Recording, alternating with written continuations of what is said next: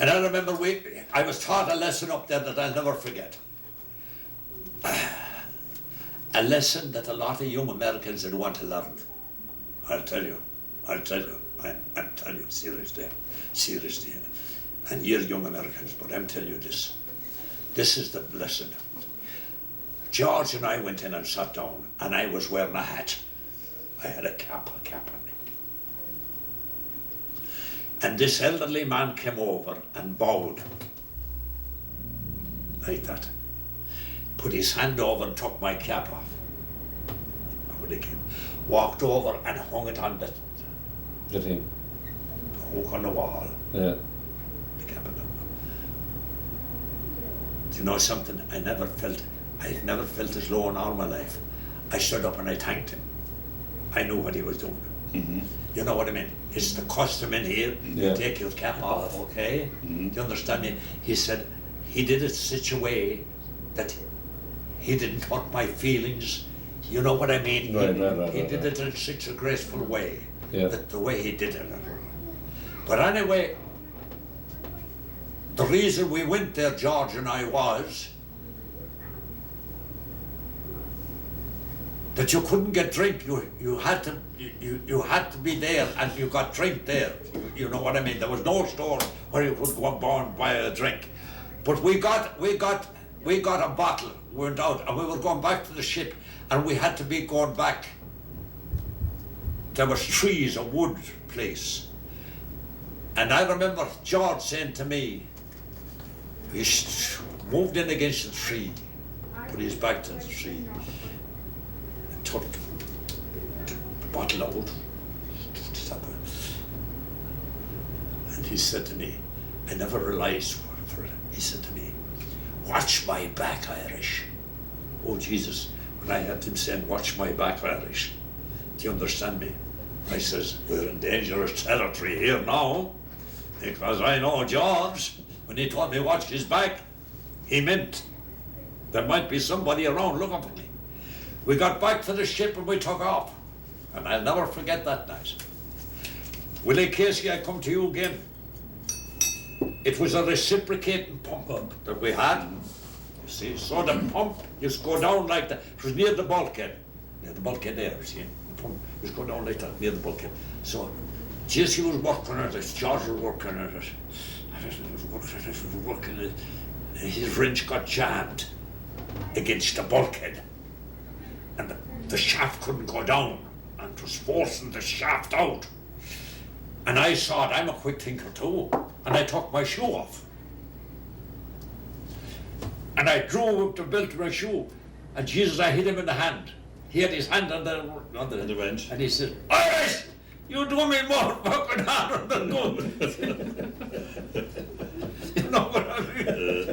The wrench was cut, but we got them. But George, these were. But anyway, then when you go back, but George came and got in touch with me after he used to look at different seaports for me. I used to find out that he used to look at. Now, we're at this quite a bit now tonight, are we? No, we're sorry, no, we're on hour 22. If we want to wrap it up here, we can do it again. We can do it again next week. Yeah, well, whatever. Would that be okay with you? Whatever you want, John. No, what do you want to say, Willie? Well, like, you know, now you had left Australia. Yeah. And you had come back. What was your next port you come back to before you arrived back in San Francisco? No. So this ship that we're in Australia with that one. Now, what do we do in Australia? We arrived there after I get through with my aunt in Fremantle. The next stop was Adelaide, down to Adelaide. Okay. Stopped there for a few days, and the next stop down to that was Adelaide. Sydney. Melbourne. Melbourne was the next one. We came down to Melbourne, we went to shore there. We were on the liner now, remember now, this is a liner now. Yeah. We're on the liner now, there's passengers getting on, passengers getting off. Some getting off here. There's some got on above at Fremantle, they got on, and we took them down to Melbourne. They get on, people getting on Melbourne, going down to Sydney. So we got on, went down to Sydney.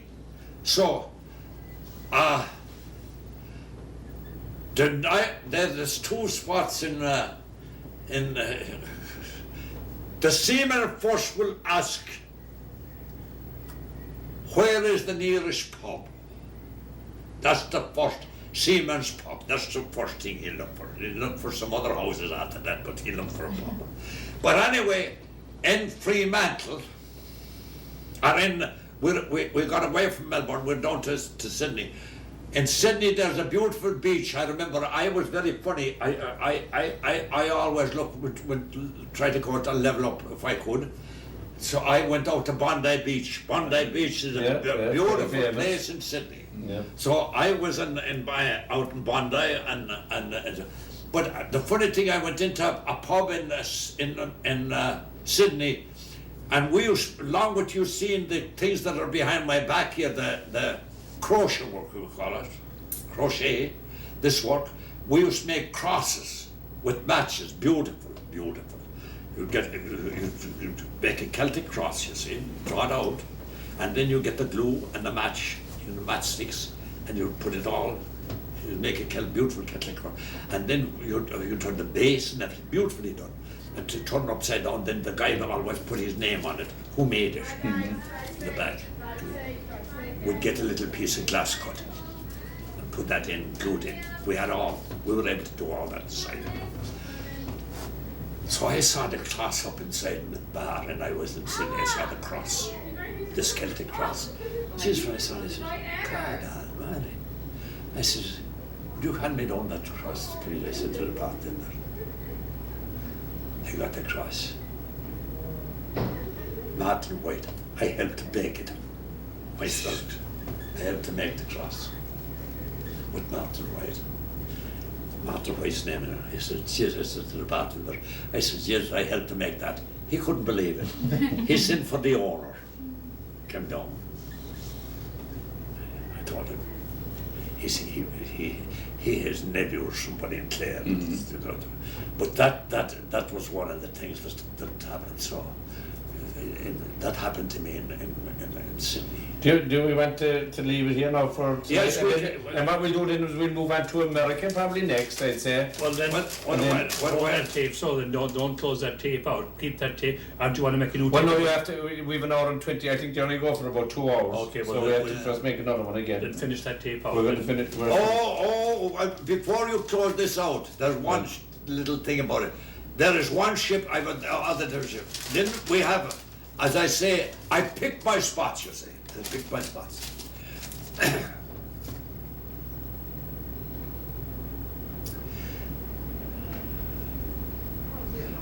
I was very fast with my hands. It was good. It was good. We had boxing classes inside the camp, and I was in the boxing class.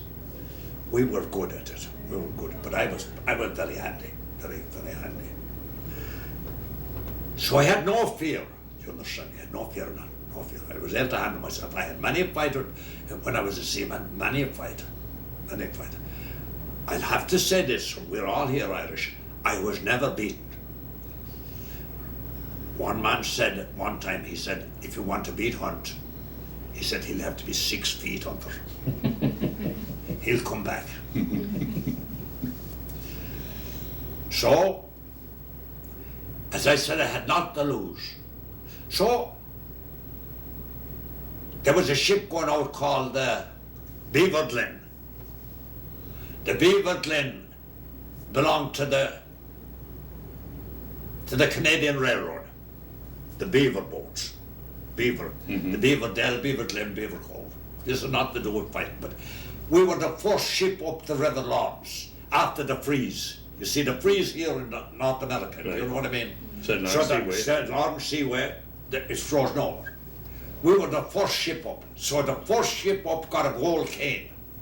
The captain got a gold cane. And there's about 25 or 40 ships waiting to get out. Once the icebreaker gets to them, there's a ships called the icebreakers. They go and break the ice. And so nobody knows when they're through with for the ship to go through, when they'll give the order that the ship go. But our ship, the Beaver Glen, we broke the ice. We got up. And along with the captain getting the Gold cane. we got everything we wanted. Any whiskey we wanted, got everything we wanted. The Chateau of Frontenac is right at the mouth of the River Lorne, the Chateau of Frontenac. There's where the big tree had their meeting, where Churchill and Roosevelt they had their meeting at the Chateau of Frontenac. We had a full week of everything in Montreal. Full week of everything. The last night coming back to the ship, as I said, I was up for anything. We had to go back through a railroad yard. I was walking back to the railroad yard, okay? And there was a train moving. And I jumped on it. Jumped on the train. And I said, I'm out of here, wherever she's going. I'm out of here. Drunk.